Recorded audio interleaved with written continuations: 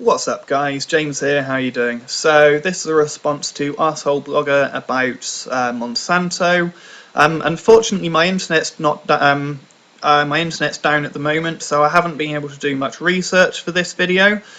This is purely from my research, my memory, and some of my own opinions sort of thrown in there as well.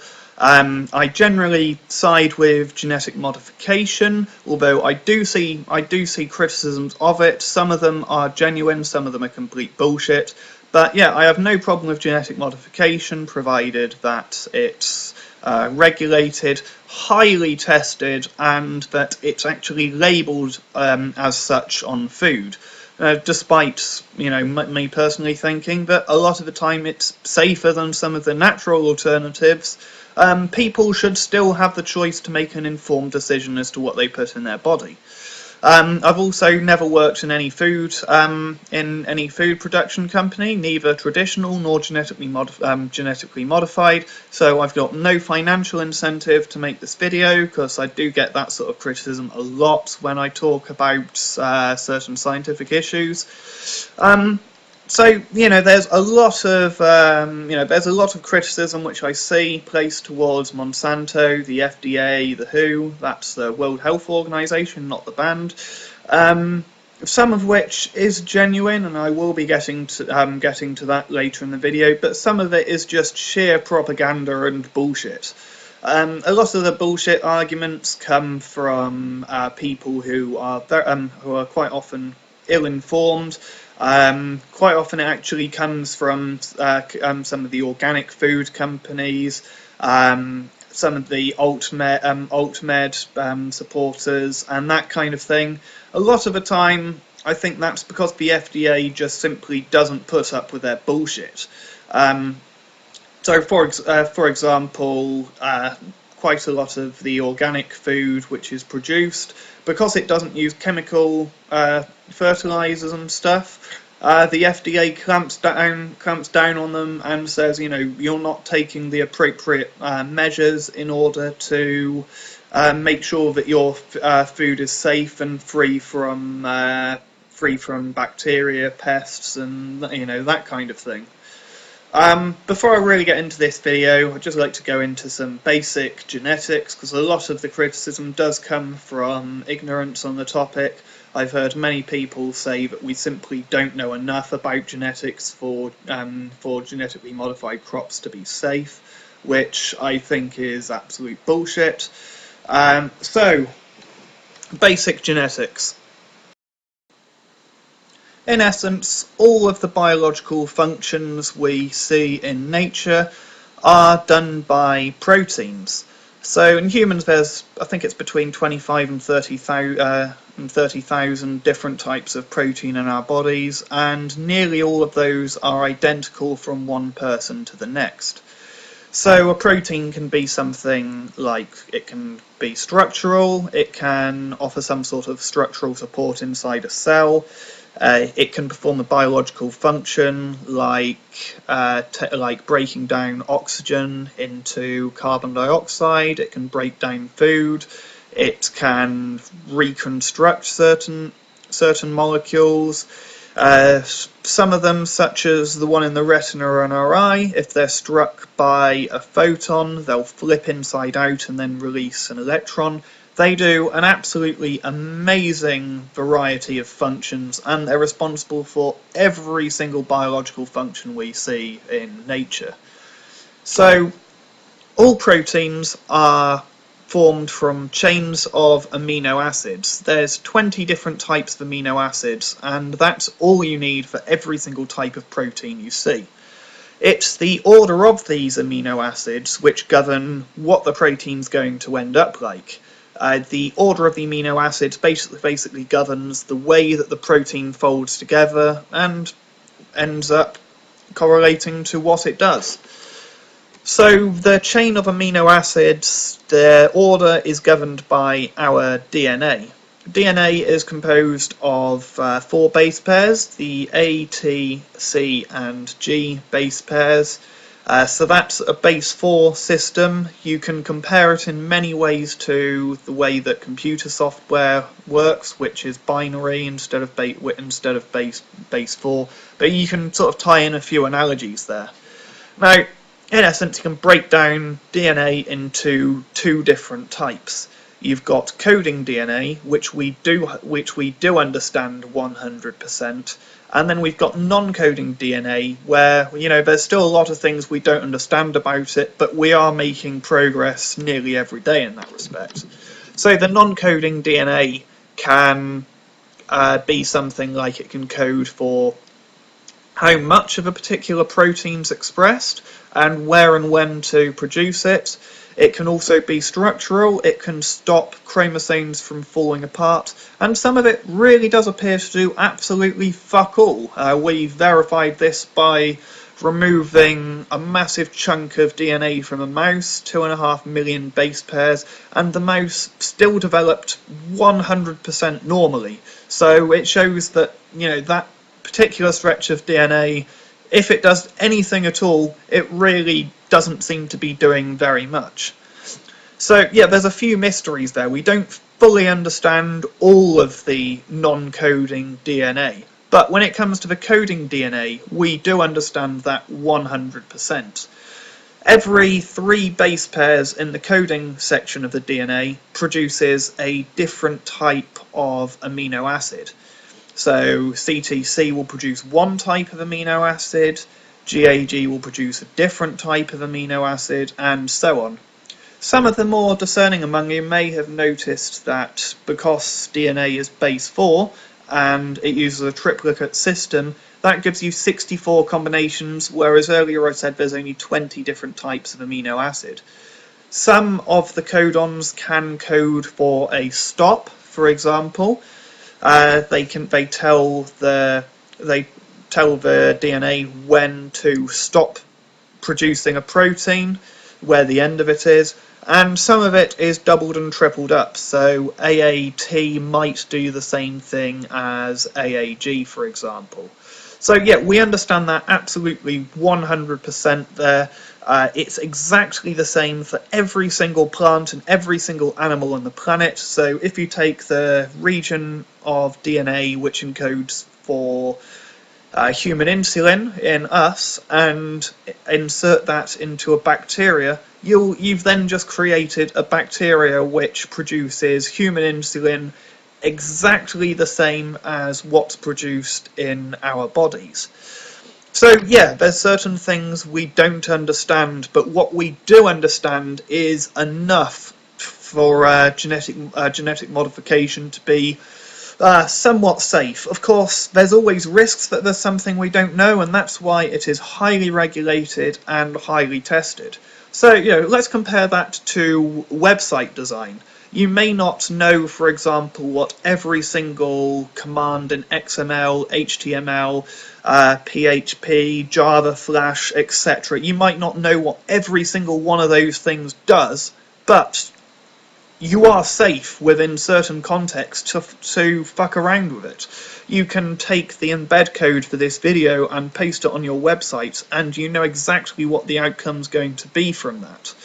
So, yeah, we do know enough to not fuck things up if we're responsible with it. If you go into Word, for example, and start typing, you know that you're not going to suddenly create a super virus because you know enough within the context of that area that you're safe in what you're doing. When it comes to genetic modification, we generally change 1, 2, possibly 3 genes at a time, with its very, very small changes. In fact, I would argue that as long as the scientists know what they're doing, it's a hell of a lot safer than selective breeding, because you're only changing a couple of things at a time. Whereas when it comes to selective breeding, you're essentially shuffling thousands of genes at a time. So, a classic example of this is if you cross a male lion with a female tiger, what you'd expect to see is something kind of halfway between a lion and a tiger, but what you end up with is a beast twice the size of either of its parents, because when you're shuffling genes like that, things get pretty fucking complicated. Um, Now, I really do see the people who are, who are 100% against genetic modification, vaccines, pharmaceuticals, and that kind of thing.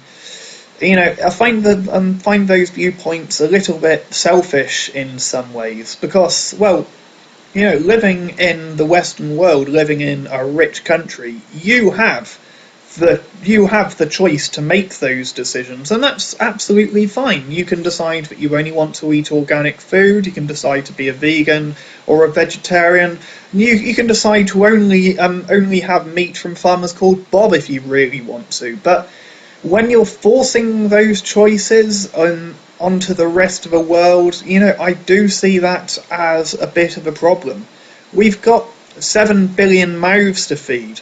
There's parts of the world where people really can't afford to be choosy, where people can't afford to choose to not eat meat or to only have organic food and that kind of thing.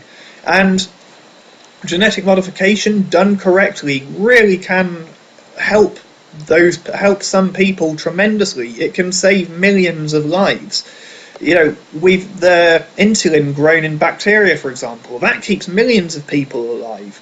There's also golden rice, which hasn't been able to get onto the market yet because of certain hoops which they've had to get through, and that's basically rice which contains which naturally produces added vitamins like vitamin D, and that can save another few million lives a year in areas where people are surviving on nearly only rice and have severe vitamin deficiencies in some areas.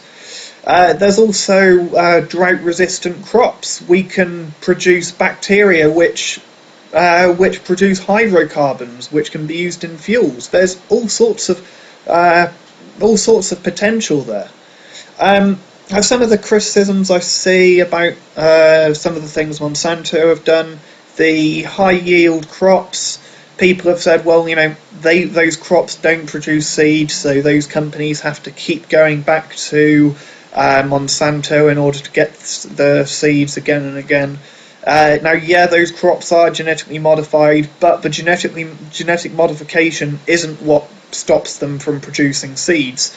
The high yield crops are hybrids, and they are sterile. They don't produce seeds of their own. Just like ligers are infertile, just like mules are infertile. The only way you can get those things is by crossbreeding two things together. So that criticism isn't completely airtight. There's lots of cases of non-GM things which use similar marketing techniques in that regard. When it comes to Roundup Ready, I'll admit I haven't done loads of research on it. There may be unique problems associated with Roundup itself, but the explanation is that the Roundup Ready crops have what's called the Passover gene, and what happens is you put the Roundup down, and that's a really nasty herbicide. It kills absolutely everything in its path except for the crops with the Passover gene, similar to the Bible story and all that bullshit.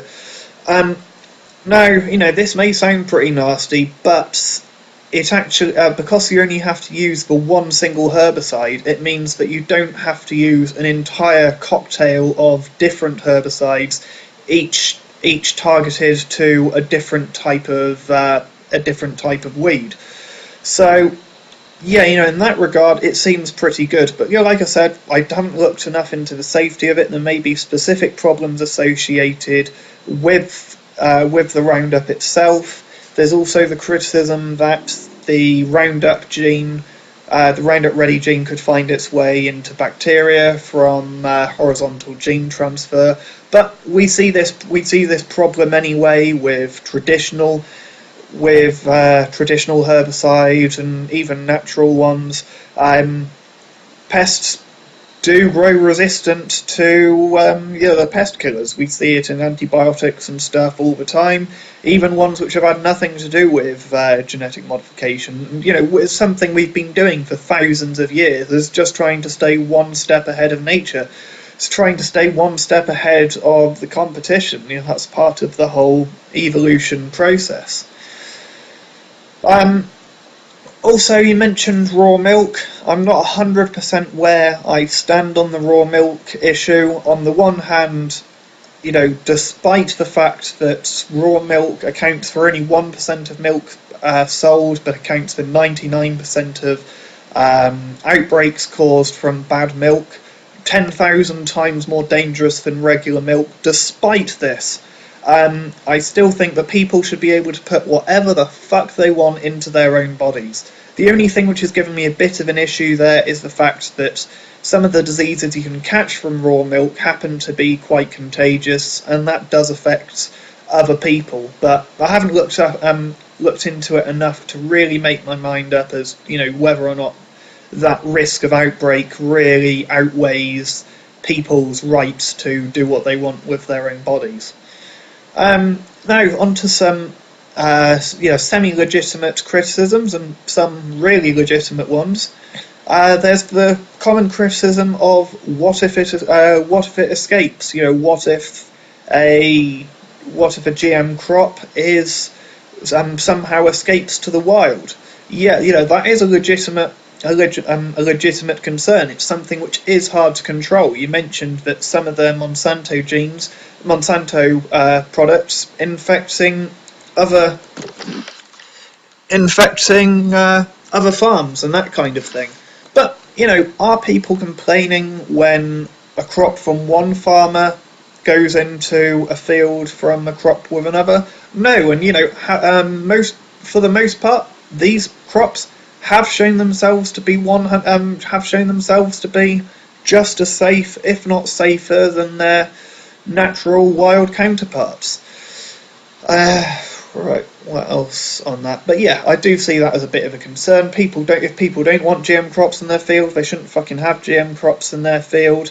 People have argued that, if these genetically modified crops can get into the ecosystem, they're unpredictable and they could just destroy the wild ecosystem. I do call complete bullshit to that. Like I said, it's very predictable most of the time when you're doing genetic modification. If you crossbreed lions and tigers, that's really unpredictable, and that kind of thing could potentially, I think, has more risk of actually causing severe damage to the ecosystem than genetic modification. There's also the regulatory capture thing you mentioned, when a body which is formed to protect consumer interest ends up working in the interest of big corporations. That is a legitimate concern with Monsanto, but I have got two counter arguments to that. Firstly, Monsanto has 20,000 employees, at least it did last time I checked.